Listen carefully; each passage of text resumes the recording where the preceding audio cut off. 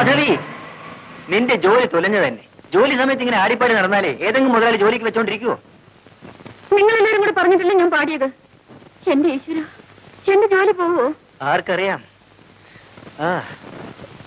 നടക്കണേ.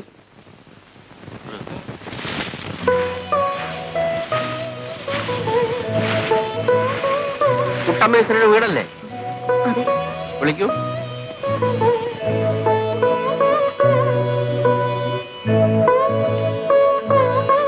ആ മാധവി എന്ന് പറയുന്നത് നിന്റെ മോളല്ലേ? അതെ, ഓർക്കണങ്ങനെ. വിവരങ്ങളൊക്കെ ഞാൻ അറിഞ്ഞു. വലിയ അങ്ങ് തോട്ടത്തിൽ വന്നപ്പോ അവള് പാട്ടും പാടി മുമ്പിൽ ചെന്ന് ചാടിയെന്ന് എല്ലാവരും കൂടി നിർബന്ധിച്ചിട്ടാ അവള് പാടിയത്. ഇവിടെ കണ്ട കുട്ടികൾ അവിടെ താഴെയുള്ളതാണ്.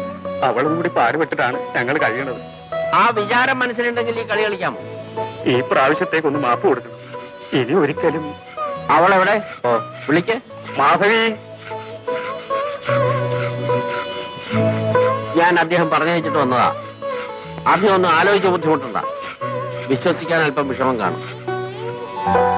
കാര്യം എന്താണെന്ന് മനസ്സിലായില്ലേ? മാധവിക്കും നിങ്ങൾക്കൊക്കെ ഇഷ്ടമാണെങ്കിൽ അദ്ദേഹം ഇവളെ വിവാഹം കഴിക്കാൻ ആഗ്രഹിക്കുന്നു.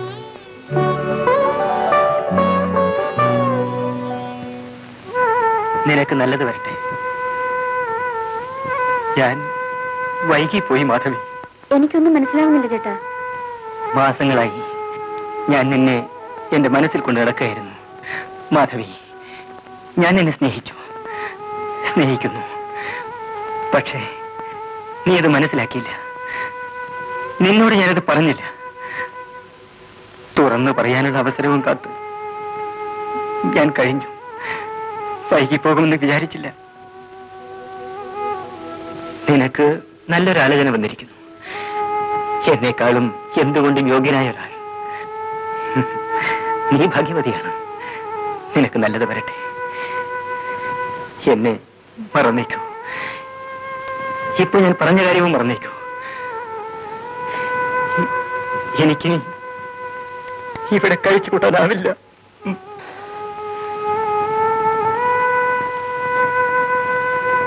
ദിവാരനൊന്നും തീരുമാനിച്ചാൽ പിന്നെ അതിന് മാറ്റമില്ല. എന്നാലും വകയിലൊരു അമ്മാവെന്നുള്ള നിലയ്ക്ക് എനിക്കൊരു അവകാശവും അധികാരവും ഒക്കെ ഉണ്ടല്ലോ. അത് വെച്ച് ചോദിക്കുക. പാവപ്പെട്ട ആ പെണ്ണിനെ തന്നെ കെട്ടാൻ തീരുമാനിച്ചെന്താ? ദിവാരനോട് ആരും ചോദിക്കില്ല. ദിവാരനൊന്നും പറയുമില്ല. പക്ഷെ എന്നോട് 4 മാന്യന്മാർ ചോദിച്ചൊന്നു വരും. അപ്പൊ ഞാനെന്ത് മറുപടി പറയും? തന്നിൽ എളിയവളെ കെട്ടാവൂ എന്ന് കാരണവന്മാർ പറഞ്ഞതാ. ഞാനത് കേട്ടില്ല.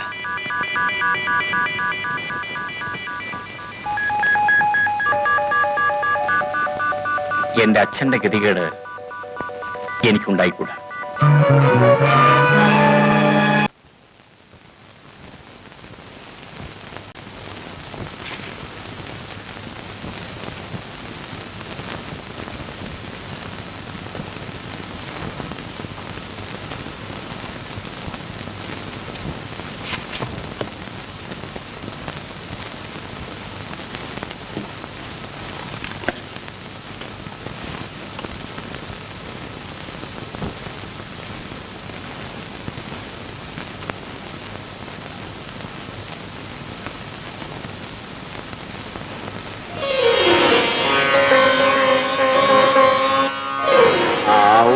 അങ്ങനെ ആ ചടങ്ങും ഭംഗിയായിട്ട് കഴിഞ്ഞു. റൈസാ സാറിന് ഇപ്പൊ അയച്ചേക്കാം.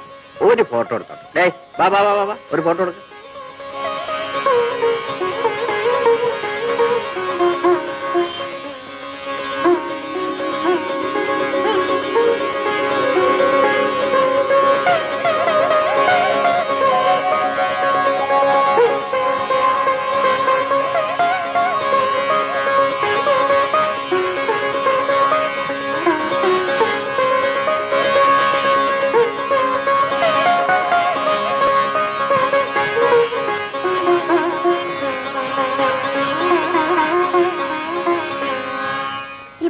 ഭാഗ്യം എന്ന് പറയുന്നത് കണ്ണും മൂക്കും ചെവിടും ഇല്ലാത്ത ഒരു സാധനമാണ്. ഏതിലെ എപ്പം എങ്ങനെ വരുമെന്ന് ആർക്കും പറയാൻ പറ്റില്ല. ഈ മരണം എന്ന് പറയും പോലെ തന്നെ. കേട്ടു പറഞ്ഞതൊക്കെ. ആരും അസൂയപ്പെട്ടിട്ട് കാര്യമില്ല. ദിവാരനൊരാണാണെങ്കിൽ മാധവി ഒരു പെണ്ണുമാണ്. ആ യോഗ്യത മതി അവൾക്ക്.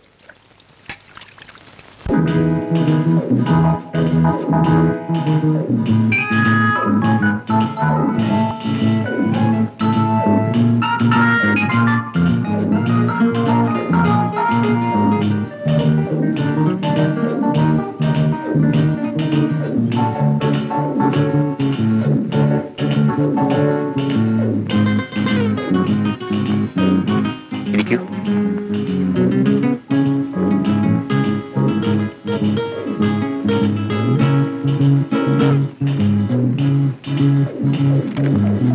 കഴിക്കാൻ എന്താ വേണ്ടത്? എന്തെങ്കിലും.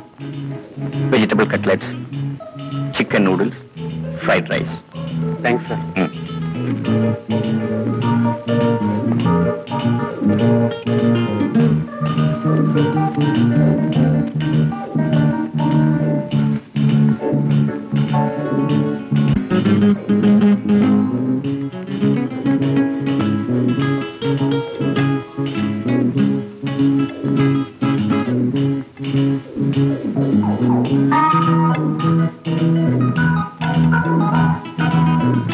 Enough.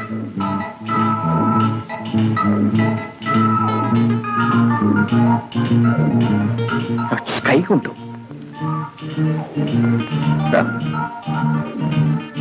ഇത് വെച്ച് കഴിക്കാൻ അറിയില്ല. ഒന്ന് ശ്രമിച്ചു നോക്കൂ.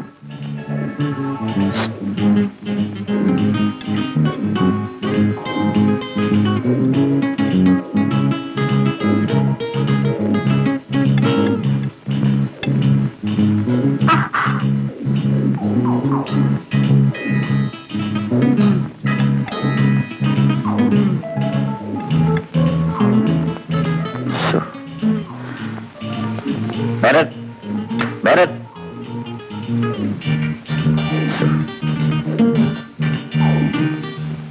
അങ്ങനെ ഒരിക്കൽ നിന്റെ അച്ഛനും അമ്മയും നിന്നെയും കൊണ്ട് പൊന്മുടിക്കൊരു പോക്കുപോയി. നിന്നെ നോക്കാൻ കാർത്തു ഉണ്ടായിരുന്നു കൂടെ. അവിടുന്ന് തിരിച്ചു വന്നത് നിന്റെ അമ്മയുടെ ശവവുമായിട്ടാണ്. എങ്ങനെയാ അമ്മാവ എന്റെ അമ്മ മരിച്ചത്? പറയൂ കേശു അമ്മാവ. കാല് തെറ്റി ഗർത്തത്തിലേക്ക് വീണുപോയെന്നാണ് പറഞ്ഞത്. എങ്ങനെ കാല് തെറ്റി? പറയില്ലല്ലേ?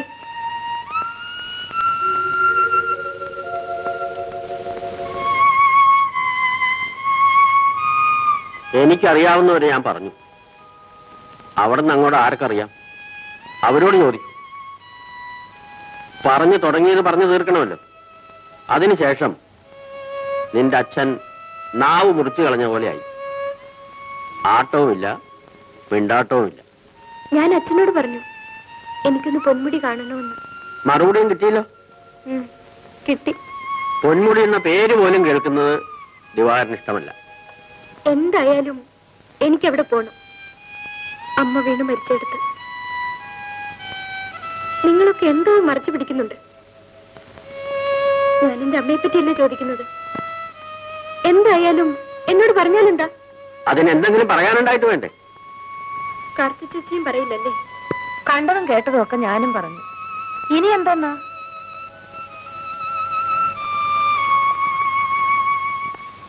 ഈ ചേട്ടൻ ഒരുത്തനാ കുഞ്ഞിന്റെ മനസ്സ് അലങ്കോലപ്പെടുത്തിയത്. എടി കാർത്തു, സൂക്ഷിച്ചു വേണം സംസാരിക്കാൻ. ഞാനും അത് തന്നെയാ പറയുന്നത്. അല്ലെങ്കിൽ പിന്നെ ആ കുഞ്ഞിങ്ങനൊക്കെ ചോദിക്കാൻ പറയുകയും ചെയ്യണോ? എടി കാല് തെറ്റിയ കാര്യം പറഞ്ഞപ്പോ എന്റെ വാക്ക് തെറ്റിയതല്ല കുഴപ്പം. പൊന്മുടിയിലേക്ക് പോണോന്ന് പറഞ്ഞപ്പോ എല്ലാവരും എതിർക്കുന്നു.